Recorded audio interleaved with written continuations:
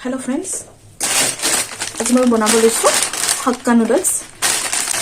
Hakka noodles বনাবৰ কাৰণে মই কেৰাহীত পানী লৈ লৈছো অলপমান। পানীখিনি গৰম হোৱাৰ লগতে মই অলপ নিমখ দি দিম আৰু ইয়াতে 2 চামুচ অইল দি দিম। মিক্স কৰি দিম। অইল দিলে কি হয় কি পানী মানে লাগি নধৰে, চাওমিনখিনি এটা গাত লাগি নধৰে। এইখিনি এতিয়া মই গোটেইখিনি দি দিম।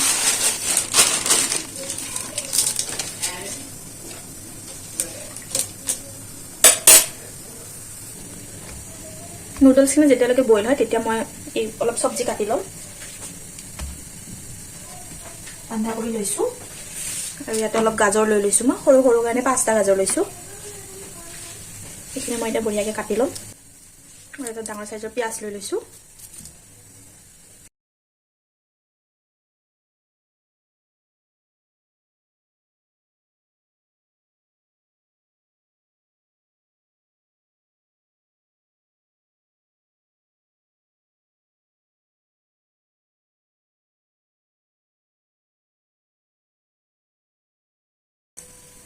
এতিয়া মই 4 ফুটা নহৰু আৰু অলপমান আদা এনে অলপ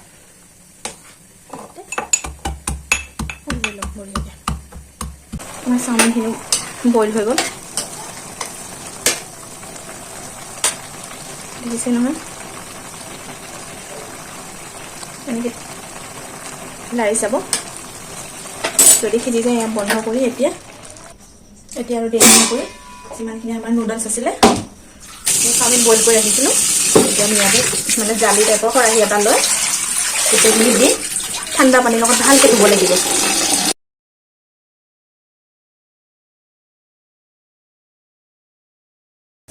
এতিয়া মই এটা কেৰাহী লৈ লৈছোঁ। তাতে মই অইল দি দিম। আমাৰ অইলখিনি গৰম হৈ গ'ল।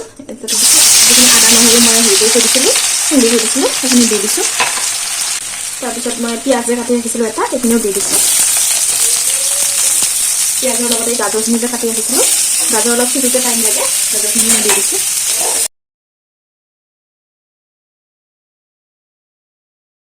ইয়াতে মই দিম অলপ জিৰা পাউডাৰ, গৰম মছলা পাউডাৰ অলপ দিম, তাৰপিছত কচুৰি মেথি অলপ দিম, তাৰপিছত অলপমান জলকীয়া গুড়াও দি দিম মই, কাশ্মীৰী লাল মিৰ্চ।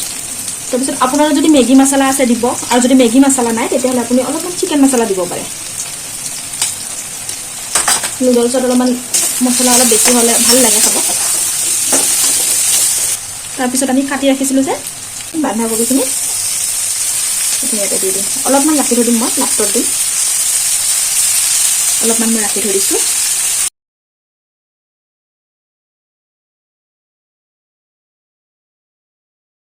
এতিয়া মই ইয়াতে অলপ এড কৰিম চয়া চচ, তাৰপিছত অলপমান টমেটো কেচাপ, মই অলপ গ্ৰীণ চিলি চচো দিম।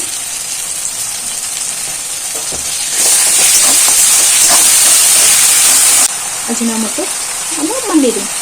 তেতিয়া মানে ৰেষ্টুৰেণ্টৰ লগত যে বনাই তেনেকুৱা এটা মানে স্মেল আহে আৰু ভাল লাগে গোন্ধটো। চাওমিনখিনি যে মই লাহে লাহে দি দিম।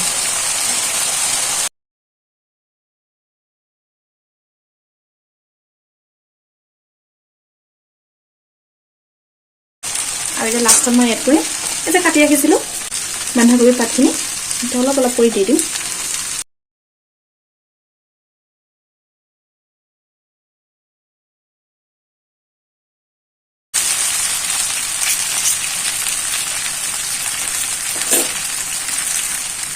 গেছটো মই অফ কৰিম। এতিয়া আমাৰ হৈ গ'ল, আমাৰ ৰেডি হৈ গ'ল হাক্কা নুডলছ ইয়া ভেজ চাওমিন।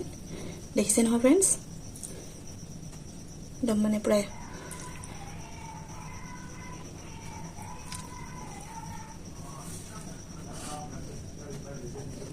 ঘৰতে বনাই খাবচোন ফ্ৰেণ্ডছ। এনেকৈ বহুতেই টেষ্টি বনে, বেছি টাইমো নালাগে, 10 মিনিটৰ ভিতৰত আপোনাৰ ৰেডি হৈ যাব। Thank U.